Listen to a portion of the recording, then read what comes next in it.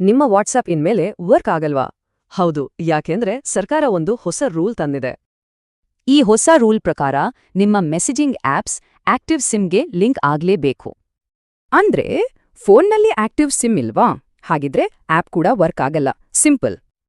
Sim ತೆಗೆದ್ರೆ ಅಥವಾ inactive ಆದ್ರೆ ಆಪ್ ತಕ್ಷಣಕ್ಕೆಲ್ಲ ಬಂದಾಗುತ್ತೆ. ಸಡನ್ ಆಗಿ ಈ ಚೇಂಜ್ ಯಾಕೆ?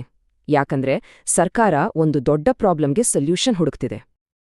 ಆ ಪ್ರಾಬ್ಲಮ್ ಬೇರೆ ಯಾವುದೂ ಅಲ್ಲ, ಸೈಬರ್ ಫ್ರಾಡ್. ಇದರಿಂದ ಪ್ರತಿ ತಿಂಗಳು 1,000 ಕೋಟಿ ನಷ್ಟ ಆಗ್ತಿದೆ. ಈ ಫ್ರಾಡ್ ಕೇಸ್ಗಳಲ್ಲಿ ಅರ್ಧಕ್ಕಿಂತ ಹೆಚ್ಚು ನಡೆಯೋದು ಬೇರೆ ದೇಶಗಳಿಂದ, ಹಾಗಾಗಿ ಟ್ರೇಸ್ ಮಾಡೋದು ಕಷ್ಟ. ಇಲ್ಲಿಯವರೆಗೂ ಸ್ಕ್ಯಾಮರ್ಗಳು ಒಂದು ಸಿಂಪಲ್ ಲೂಪ್ ಹೋಲನ್ನೇ ಬಳಸ್ಕೊಳ್ತಿದ್ರು. ಸಿಮ್ ಬಳಸಿ ಆಪ್ ರಿಜಿಸ್ಟರ್ ಮಾಡೋದು, ಆಮೇಲೆ ಸಿಮ್ ತೆಗೆದು ಬಿಸಾಕೋದು, ಆಮೇಲೆ ಆರಾಮಾಗಿ ಸ್ಕ್ಯಾಮ್ ಮಾಡೋದು. ಇದ್ರಿಂದ ಕಾಲ್ ರೆಕಾರ್ಡ್ಸ್ ಅಥವಾ ಲೊಕೇಶನ್ ಡೇಟಾ ಇಟ್ಕೊಂಡು ವಂಚಕರನ್ನ ಪತ್ತೆ ಮಾಡೋಕೆ ಆಗ್ತಿರ್ಲಿಲ್ಲ. ಸರಿ, ಹಾಗಾದ್ರೆ ಈ ಹೊಸ ರೂಲ್ ನಿಜವಾಗ್ಲೂ ವರ್ಕ್ ಆಗುತ್ತಾ?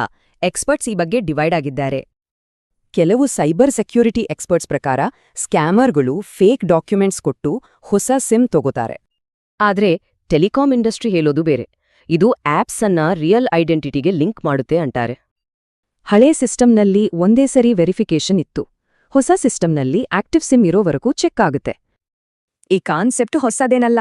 ನಮ್ಮ ಬ್ಯಾಂಕಿಂಗಾರು UPI ಆಪ್ಗಳಲ್ಲಿ ಇದೇ ತರ ರೂಲ್ಸ್ ಇದೆ. ಹಾಗಾದ್ರೆ ಇದು ಪತ್ತೆ ಹಚ್ಚಲಾಗದ ಸ್ಕ್ಯಾಮ್ಗಳಿಗೆ ಫುಲ್ ಸ್ಟಾಪ್ ಇಡುತ್ತಾ?